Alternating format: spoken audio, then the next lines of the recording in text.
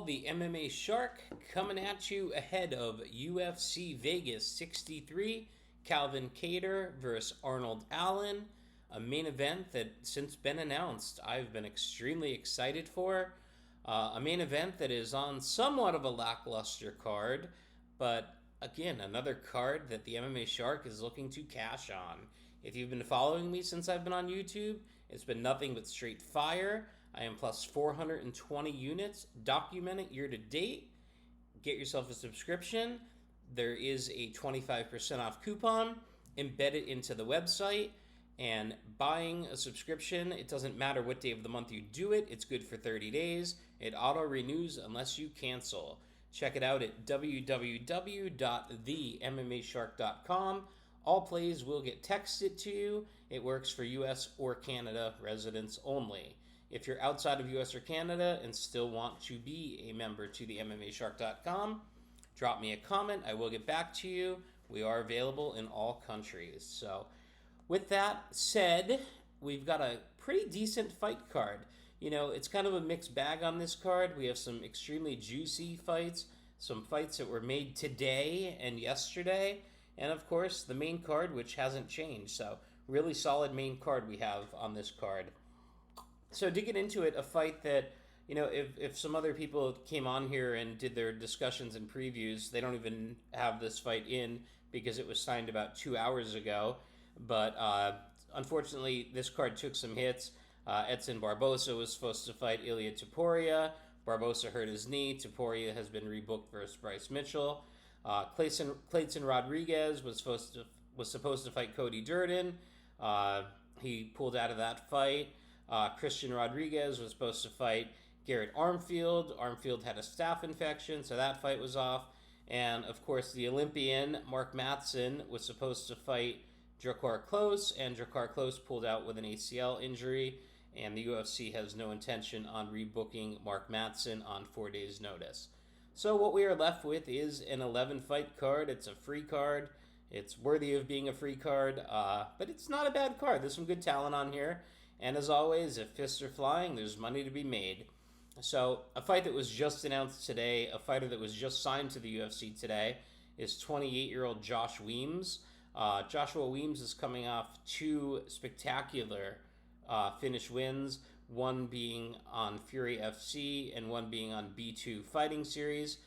He had an armbar submission victory over Thiago Balho, and he had a guillotine choke over 7-1 Mo Miller, and that just happened in June of this year. Overall, tough kid, scrappy fighter, goes by the nickname of Wide Open, and I don't know why he chooses that name because he typically leaves himself wide open, very susceptible to getting knocked out. He's been knocked out once in MMA, once in boxing. He's 23 years old. He is coming out of Jackson, Mississippi, on a 2-fight winning streak. Very sizable underdog, taking a relatively tough fight on short notice in Rufo Sports' Christian Rodriguez. Christian Rodriguez is 7-1.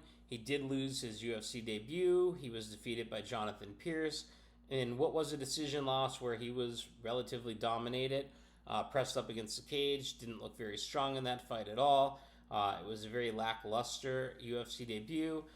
He was like a plus 300 dog, so you know, he took the fight versus Pierce, JSP, on short notice and did lose by decision. So he proved to be durable in that fight. Many thought he would have gotten knocked out. When he was on Contender Series, he defeated Junior Cortez. Did not look impressive enough to get signed. Went on to beat a 19-36 on the regional scene, only to take a short notice fight with the UFC in February, and where he came up short versus Pierce. So, my takes from this fight are, the line's not out yet, but Christian Rodriguez is probably going to come out around minus 350. I think Josh Weems will be somewhere around plus 275, 280. First fight of the night, in my opinion, it's likely going to be a pass. If I had a lean on it at this moment, again, lines aren't even out for it. It was just signed today. I really don't see this fight going to the judges' scorecards. And if it does, I hope the judges are better than the Sean O'Malley, Piotr Jan judges, because I don't know if I've mentioned this or not, but they were awful. Didn't affect our night. We still had a great UFC 280. A lot of money was made on that card. And, yeah, those judges sucked. if you think Petr Yan lost that fight fair and square, drop me a comment. Let me know what I missed. There's some people putting out strong arguments that O'Malley won that fight. I think it's top 5 robberies of all time, or as Khabib would say, number 1 bullshit. But nonetheless, Weems and Rodriguez is your first fight. Rodriguez will absolutely open up at least minus 300. He may get bet up to minus 500. 7-1 record, no chance in hell I'm risking that on him, or no reason to. Fight 2 is an interesting fight that was made on Monday of this week. An LFA standout, Carlos Mota, was signed to the UFC. Dangerous fighter Carlos Mota is. And he's going to be taking on Cody Durden, who is becoming a UFC vet, fresh off a knockout win over JP Buys earlier this year. Carlos Mota recently fought at the end of August on LFA. It was a main event where he knocked out Ivan Abuov with a left hook in the first round. We were on him in that fight. We were very confident in him in that fight, but he was a minus 200 favorite, so he rightfully so should have won. Prior to that, he knocked out Stephen Merrill with some body kicks and punches in May of this year. So 2 fights, 2 first-round finishes this year. He was knocked out by Charles Energy Johnson, and that was 2 fights ago. Other than that, his career record has been flawless, and he has fought some quality competition. So he truly did deserve this spot in the UFC, especially knocking out a 12-3 last fight. He's taken on Cody Durden in a week's notice, though.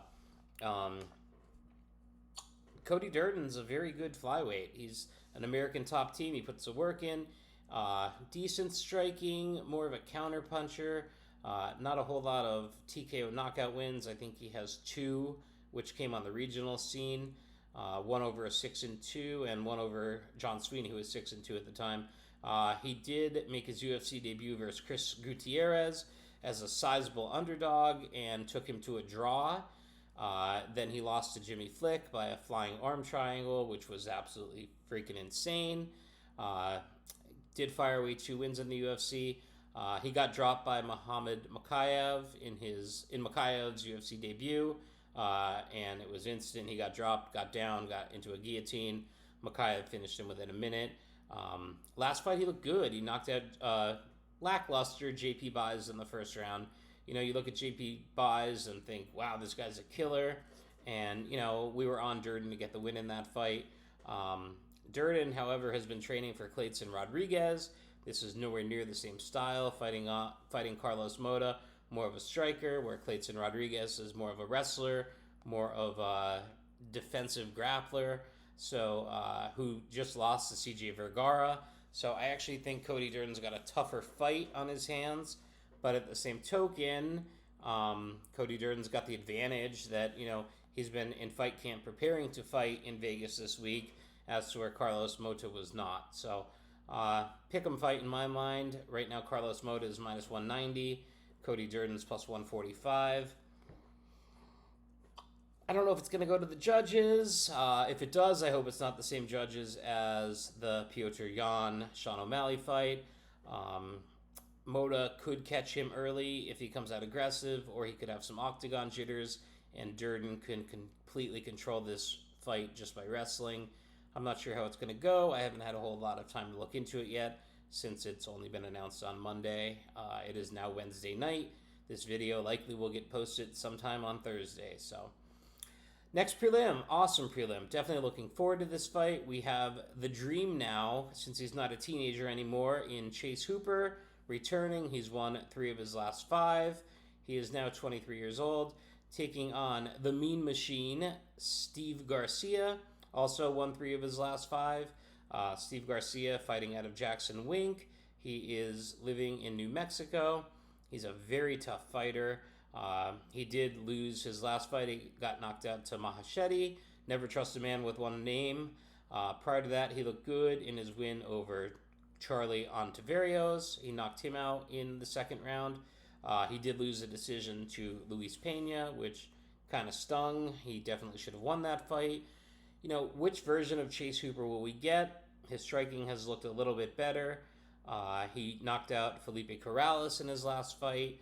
We haven't seen him since May of this year. I don't think he's anywhere near his peak yet. very good grappler. If Chase Hooper can get this fight to the ground, he's in good shape. If it's on the feet, I think Steve Garcia definitely has a power advantage. If there's a knockout in this fight on the feet, it's going to be Garcia. If there's a finish on the ground, it's got to be Hooper. Maybe Hooper gets him on the ground and gets some hooks in and ground and pounds him. On the feet, in range, I can see Stevie Garcia being a real threat to Chase Hooper, a real live dog in this fight. He's currently sitting at plus 180. He may get bet up a little bit more. I have a hard time backing Chase Hooper as a favorite versus a striker that has pretty good takedown defense. We saw Alex Caceres, who is a striker with pretty good takedown defense, beat the brakes off of Hooper. Hooper did survive. He didn't get finished in that fight. Same when he fought Steven Peterson. I think Stevie Garcia is a lesser fighter than Peterson and absolutely a lesser fighter than Alex Caceres, but he does bring knockout power to this fight. So if you're thinking about betting Chase Hooper and laying the juice, take into consideration that Stevie Garcia does have enough power to put him away. I am not saying to bet Stevie Garcia. I'm saying it's a pretty close fight. On the feet in range, favor goes to Garcia. If Hooper can get him to the ground, favor absolutely goes to Chase Hooper, as he's got way better jiu-jitsu. Both have good wrestling, but Chase can really be crafty on the ground. He can throw up a submission attempt from anywhere, and sometimes he just uses rubber guard to get into a better position to land some ground strikes. Not necessarily knockout potential ground strikes, but ground strikes that can win rounds, bank rounds, and ultimately win him the fight. So a couple different ways I could see that fight going down. No official play for me, no free play for me on that fight, but I will have a free play coming up.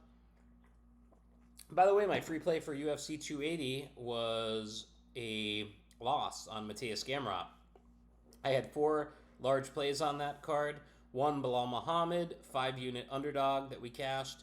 2, Gamrot, 7-unit favorite that we lost. 3, 7-unit favorite on Aljamain Sterling, which we cashed. And 4, 8 units in total between props and straights on the Makhachev fight, which we cashed them all. So I sometimes do think free plays are cursed. If you want to get all my plays, there's a code embedded in the website, 25% off. You get the first month for $80. If you bet MMA, it's going to be well worth it. Plus 420 units this year with 2 full months of MMA, 2 full months and a week left of MMA. I'm thinking we're gonna hit that plus 450 unit mark by the end of the year, but it's unpredictable. There's fists flying.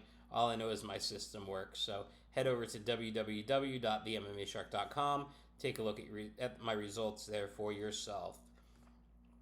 Next prelim, pretty interesting fight. Joe Holmes versus Jun Young Park. Joe Holmes is kind of a raw fighter, contender series fighter. Rear naked choke win over Shante Barnes. Also proved that he's got very, very good knockout power. He knocked out Jonathan Patty on Fury FC looking for a fight. Didn't do enough, didn't look impressive enough on contender series, but the knockout on looking for a fight got him in. Versus Jamie Pickett, he did lose. He won the 3rd round in that fight, and that was about all. Jamie Pickett was a lot stronger than him. It's the only person other than Loreno Staropoli that Jamie Pickett has defeated since 2019. So, having that loss on your resume, Joe Holmes, that's kind of a bad look.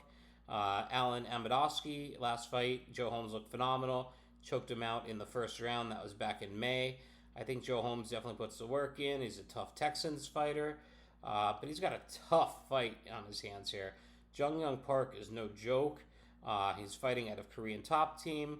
He has looked very good in the UFC. Not phenomenal, but very good. RoboCop knocked him out in the 2nd round when they fought last October. Prior to that, he has a majority decision win over Tafon Njukwi, John Phillips, and a split decision win over Eric Anders, where I really feel like Eric Anders won that fight. This fight's all going to come down to can Joe Holmes stay up on the feet on this fight? Can he find his range in this fight? Can he strike with him? I like Joe Holmes. I backed him in 2 of his 3 UFC fights. I had him beating Jamie Pickett. I lost that one. But we did cash on the Alan Amidowski fight. I had him to win by decision, and the Jonathan Potty fight. which was just on a smaller regional card. So I'm 1-1 with him in the UFC. I think this is a pretty tight fight, closely contested fight. I think it's a fight that Jun Young Park likely wins by decision, but it is also Wednesday of fight week. A lot of things can happen. Next up, we've got a fun fight. Very fun fight in the heavyweight division. We have a very much resurging Andrei Arlovski, 43 years old, and he's 6-1 his last 7 fights. The only loss came to Tom Aspinall. The problem is the wins have come by the skin of his teeth. You know, some small decision split wins that I think didn't go his way that he won, and some decision wins. So, you know, if you look at who he beat in this run, he beat Felipe Lins, he beat Tanner Bozier, he beat Chase Sherman by decision, he beat Carlos Felipe by decision. I had Carlos Felipe winning that fight. He beat Jared Vanderaa by decision. Vanderaa beat him that fight. I don't care what anyone says. That was insane. It was a bad decision on the judge's part. And his last fight back in April, he beat Jake Collier by decision. These are all guys on awful, awful losing streaks. You know, the only wins these guys have that he's beat are over each other. But Andrei Arlovski is showing that his chin is back. You know, it was his chin was very susceptible to being knocked out in 2019, in 2017, 2016, you know. But he was getting finished by guys like Alistair Overeem and Francis Ngannou, and I think Jarheezano Rosenstrike knocked him out. So, you know, he was getting finished by top-notch competition. And when I think top-notch competition, I do currently think of the 37-year-old in Marcos Rogerio de Lima. But I think de Lima is only top-notch competition in the first round. You know, he's going to come out guns blazing in this fight, just like he did versus Ben Rothwell when he knocked out Ben Rothwell. You know, nobody knocks out Ben Rothwell, and de Lima was able to do it in 30 seconds. So if he comes out at Arlovski like that, and he's able to find Arlovski's chin early when he's fresh and full of power, it's going to be good night, Irene. De Lima is going to knock him out.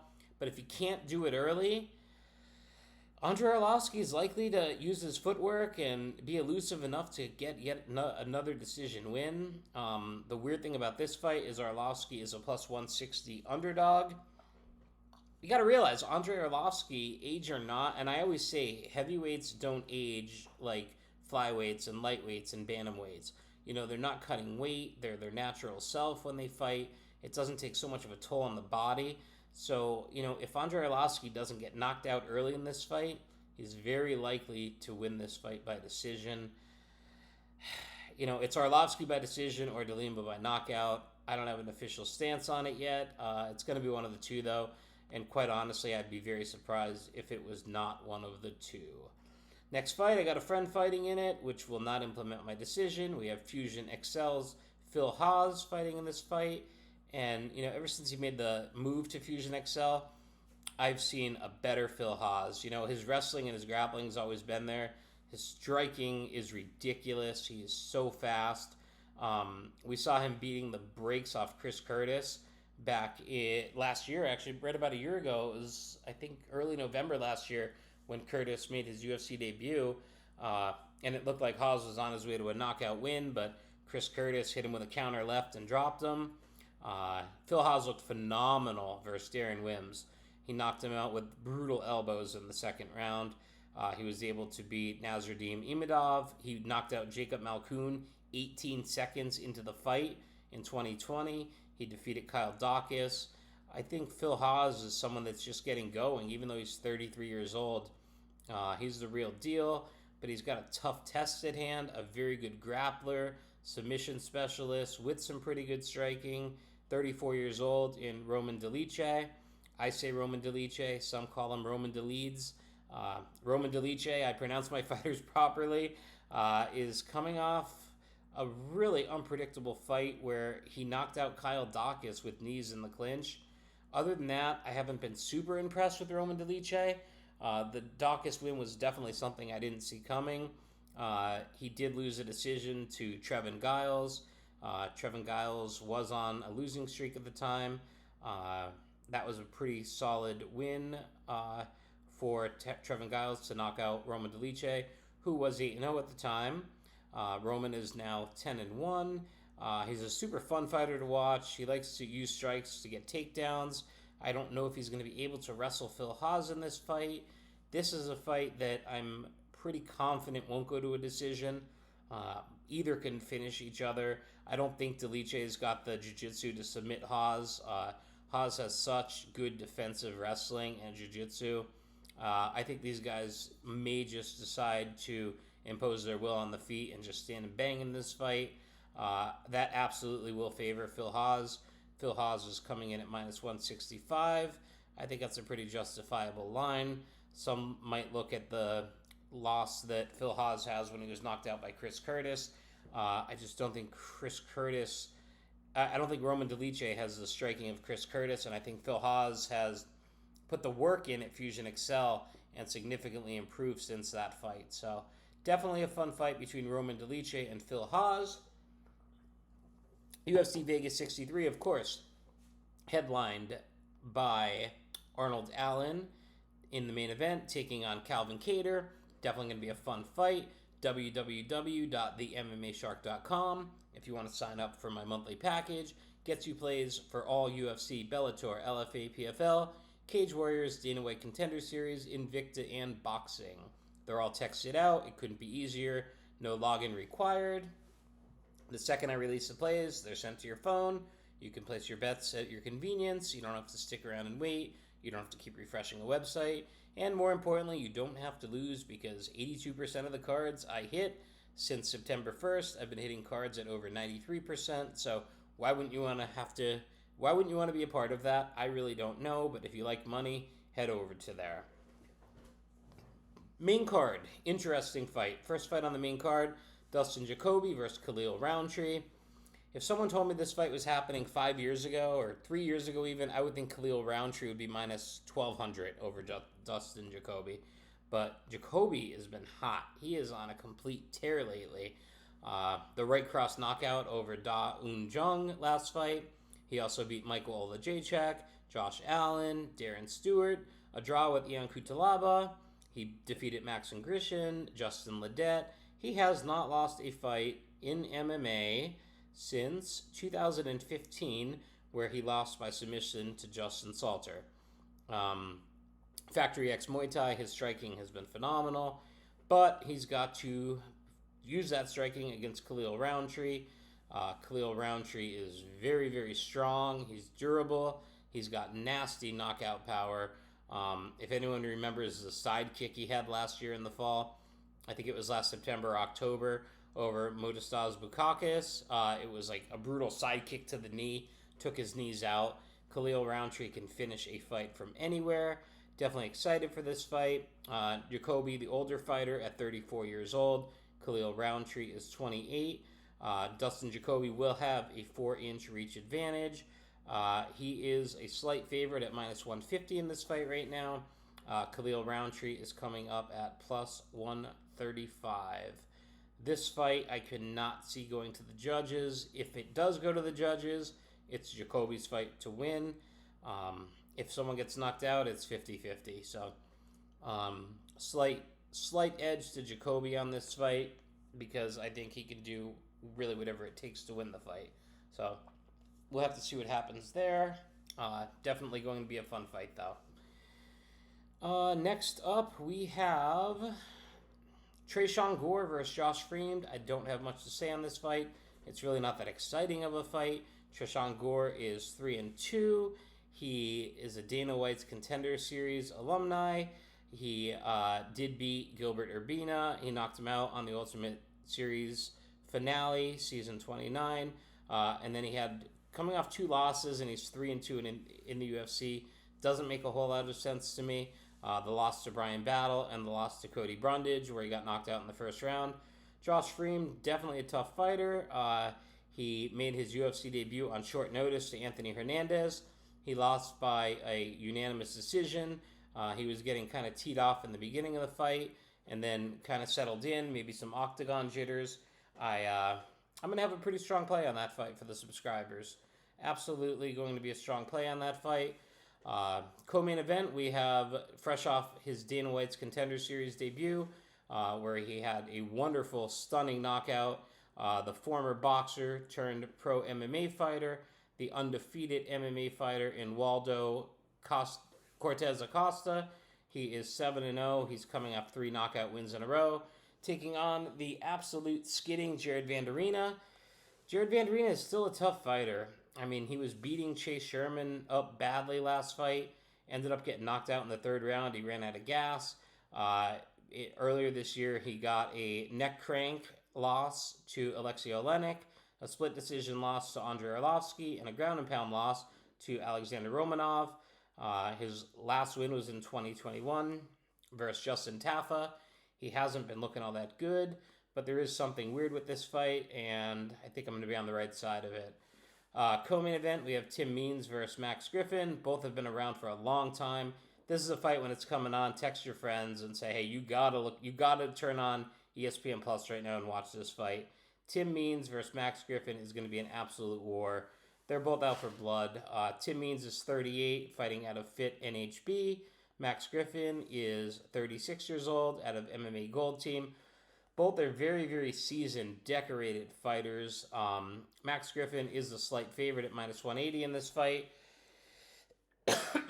Tim Means is very tough as it gets. The Dirty Bird, Tim Means, he's been around for a minute. I think this is his 17th UFC fight. Coming off a Darce choke loss to Kevin Holland.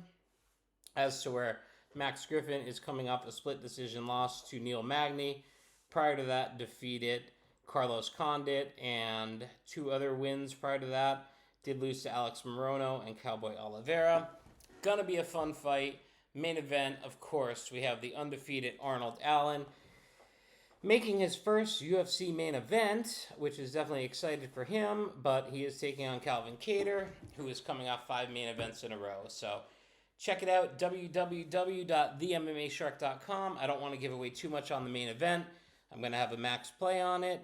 That is my preview, and I gave a couple free leans there. Hopefully you guys make some money. Hopefully you follow the MMAshark.com. Get yourself a subscription. Start cashing tickets like never before. Have a good night, everybody.